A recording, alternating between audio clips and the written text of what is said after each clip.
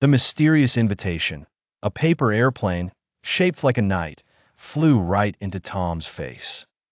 It was an invitation to the bravest cat and mouse.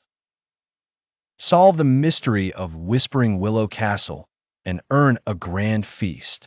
A picture of a giant cheese wheel and a fish made their eyes widen. They were on their way. The grumpy gatekeeper. They arrived at a huge stone castle with a deep moat. The drawbridge was up. A grumpy goat in a tiny knight's helmet stood guard. "No one enters," he bleated. Jerry, being small, snuck across the moat on a floating leaf. Tom tried to tiptoe across the drawbridge rope, but fell in with a splash. The Great Hall ghost. Inside the Great Hall, a long table was set for a feast, but no one was there.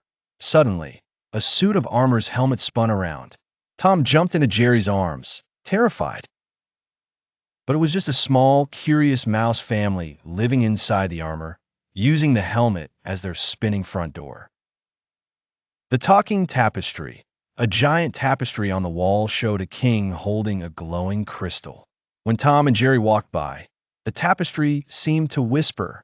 Jerry noticed a tiny, hidden speaker behind it. Someone was playing tricks on them. The riddle of the royal portraits.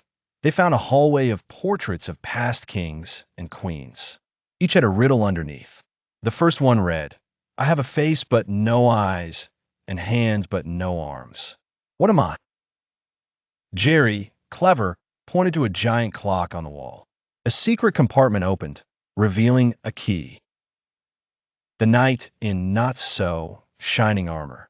They were cornered by the castle's owner, Sir Ector, a knight whose armor was rusty and squeaky. "Halt, intruders!" he yelled. But when he tried to swing his sword, he was so slow and clumsy that Tom and Jerry had time to play a quick game of checkers on the floor while waiting. The library labyrinth. The key led them to the library, but the bookshelves moved, creating a maze. Tom got lost between dragon tales and history of jousting. Jerry had to climb the shelves and drop little pieces of paper to help Tom find his way out. The dragon's den. A low growl came from a dark corner. Was it a dragon? Tom held up a candle, his paw shaking. The dragon was just Sir Ector's tiny, fluffy pet poodle, who was snoring loudly and chasing a squirrel in its dream. The banquet hall booby trap. They entered the banquet hall, and the door locked behind them. The floor tiles were pressure sensitive. Stepping on the wrong one would trigger a net. Jerry, being light, hopped across the safe tiles, while Tom had to copy his exact tiptoed dance moves. The secret of the stone gargoyle. High on a wall, a stone gargoyle had a note in its mouth. Tom tried to reach it, but kept slipping. Jerry used Tom's tail as a rope to climb up and grab it. The note said, "The answer lies not in the sky, but in the pie." The kitchen catastrophe. They raced to the kitchen. There was one giant, uneaten pie in the center. Tom, thinking the cheese was inside, smashed it, but it was a cream pie, and it splattered all over his face.